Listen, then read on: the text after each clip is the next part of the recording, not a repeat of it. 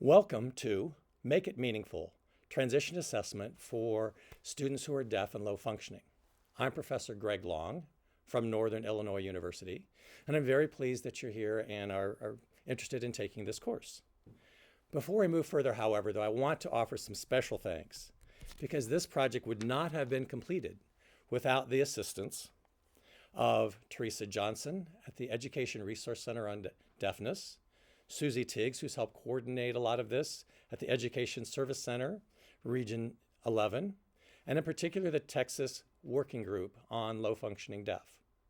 So again, thank you to all of those individuals. Their work and participation was essential to make this happen. Also, I'd like to give a shout out to NIU's Media Services Department for the filming, production, and captioning of this. So with that, let's move forward. When we think about this as a topic and as a shout out to the Texas Working Group, I did want to also emphasize their logo, as you see in this picture, as well as the belief statement that says we believe in the potential of all students who are deaf and hard of hearing, and that their mission is to provide tools and strategies for recognizing and supporting the unique abilities of individuals who are deaf and have additional needs.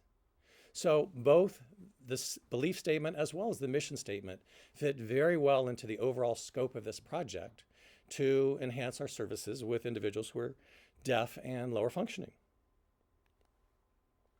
So as we get into this, I'd like to provide a little more detail, and we're starting lesson 1, so give you a bit of a welcome and course overview. So I have these divided into segments, and so this is segment 1.1. So lesson 1, segment 1, welcome, pretest, and orientation. You know, and as an overall goal for this, I really do hope to provide you with some background information, knowledge, so that you can improve services for students who are deaf and low functioning, with a particular emphasis on those students in the transition age who are making that transition between high school and what lies beyond. Now, the terminology, low functioning deaf, I would like to say a few words about that because that's an area of particular interest, if you would, because there are multiple definitions. These individuals have been referred to as low functioning, minimal language, skilled, lower achieving. We'll talk about that later on. Some of my work in this area really stems from the early to mid 90s, and we had a research center that was focused on individuals and of this population, and we referred to them as traditionally underserved. And then there's a third point, and we'll talk about this later, but as a professor, one of the things I teach and I emphasize is the importance of not referring to somebody just by their disability. So we don't talk about the autistics, we don't talk about the blind, and so on and so forth. So when we refer to these individuals as the low functioning deaf, it's rather pejorative. It's not really how I'd like to use the terminology. However, it is what's commonly known and used, and so I will use that in our work as we talk about things today. Now, as far as understanding a little bit about why we're doing this, not only is it a push from Texas, but I have a personal interest in this. And my personal interest is both professional as well as family. So I'd like to tell you a little bit about why this is an issue for me. One is I have a brother, David. David is deaf, has very limited language skills, was raised, he's a couple years older than I am, so he's hitting 60 years old, was raised at a time where they didn't allow sign language. And so, he would be considered low functioning deaf, and in fact has participated in any number of programs. Our dad died when I was 16. David was 18, and so a lot of my life has been as his guardian. So as you'll see, I've been his advocate for 30 plus years at this point. So I understand the systems very well. When we talk about personal experiences, I worked during graduate school at the Kansas School for the Deaf for 4 years. That's where I learned how to sign, because I was also taking sign language courses at the time. Upon leaving there, I became director of the Deaf Outreach Center, which is a mental health program for people who are deaf and hard of hearing, sponsored by the state of Arkansas. And then now for the last 25 years, I've been a professor at Northern Illinois University and was recently named a distinguished teaching professor. So I have a lot of interest, like I say, both from the personal side and as a professional. Now, what I'd like you to do is just take a moment, and you may even find it be helpful to pause the video. Because again, hey, I'm a professor, I can't help myself, but I would like you to write down, and the first thing I want you to write down is, what do you think characterizes someone who is deaf and low functioning? So take a moment and write that down. And then the next part of the pretest is, why don't standardized tests work well with this group of students? So I'm not expecting you to necessarily know this information, but if you would just take that moment and write answers to both of those down. We will, at the end of this lesson, go back and answer those questions.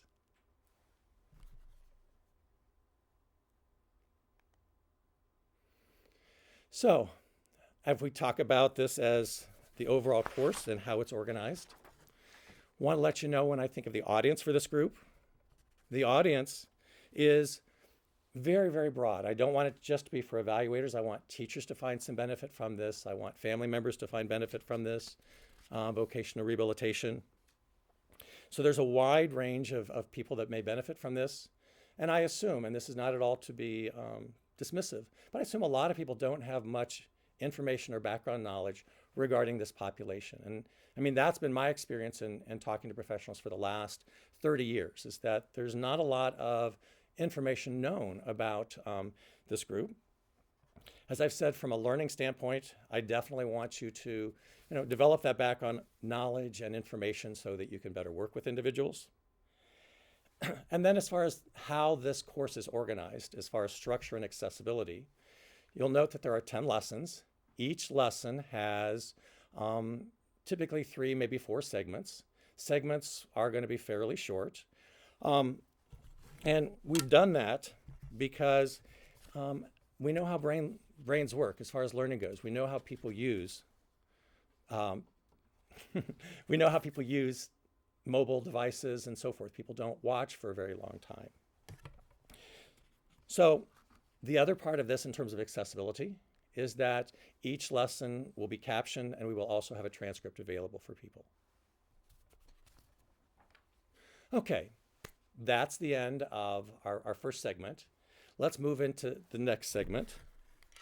Segment 2, where we're talking about rationale, benefits, and definition.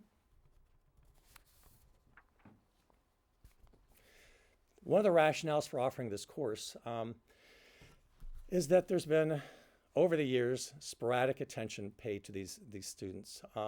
If you consider, from my standpoint, I've been involved in this for the last 30 years professionally, and it was a topic that had been discussed and dealt with even 20 years before that. In the 1960s, for example, you had Goodwill, you had several residential comprehensive centers set up, you had things that were in place. And then nothing. Then we had again in the 90s with the establishment of some research and training center, some research and development projects. There was a push there. But here over the last 15 years, there's really been no attention. So other than the work that you're doing in Texas, which to my way of thinking is such a wonderful thing that you continue to push for these students. So we have, sporadic attention over the years. We have few current resources. I did a fairly thorough literature search prior to making this, and there's not a lot new that's out there. The other part of making this as a online or video-based course is that as we come to learn things, it's more likely that you might use a video segment or discussion here versus simply reading a textbook or reading a chapter. And then the final point, again, as I've made before, is that because people lack knowledge, particular evaluators, watching this may provide them with some necessary background information to become more efficient and offer better services. So that's really kind of why the course was made. Now, certainly, as we think about this, the benefits, increased knowledge is one. I think for many of us, mistakes get made not because we mean ill or are bad things. We make mistakes because we don't know better. The more you know, the greater an advocate, the more aware you are, the better advocacy you can do. And all that leads to then increased and improved services. So this whole point is not only to become more knowledgeable, but to be able to use this information in a way that's applicable for students. Now, when we talk about these individuals, as I mentioned before, they're called by many names. When my brother was growing up, he would have been considered minimal language skilled. We had a research center that talked about them as traditionally underserved. So lots of different terminology. It's kind of one of those things like, do you like a particular piece of art? Well, I won't know until I see it. Same thing with these individuals. You know when you're working with them, but it is somewhat harder to define them. So I will mention, and this is the only data-based study that's ever been done. We've had other work that's been done where people have written about, theorized about, said, well, this is what I think. But the only study that was actually done that's data-based is when we had the Research and Training Center on traditionally underserved persons who are deaf. I know, long title, 1990 to 95. So again, 20 years ago. But what we did is we surveyed a lot of rehabilitation professionals as well as educators. And we ended up having 700 respondents. And so only large-scale database collection effort that has been ever done. And the one thing that will come as no surprise and also falls in line with what other people had theorized before is that communication deficits are the hallmark characteristic of this group. And that those communication deficits exist regardless of modality. So it's not a sign language based thing, it's not written, it's across the board. And so if you have communication deficits that go across the board, then you can imagine that there are a number of additional challenges because communication affects employment, it affects how you interact with other people, it affects your ability to live independently, as well as understand, the healthcare system, sexuality.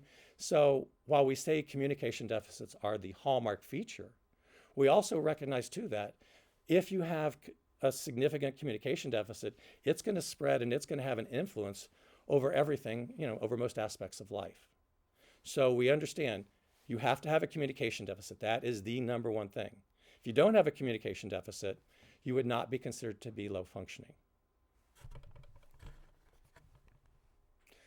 Okay, in segment 3, a couple brief words on course organization. As I've said, 10 lessons, 45 minutes per lesson, and embedded learning segments. Like right now, we're on another segment within our course.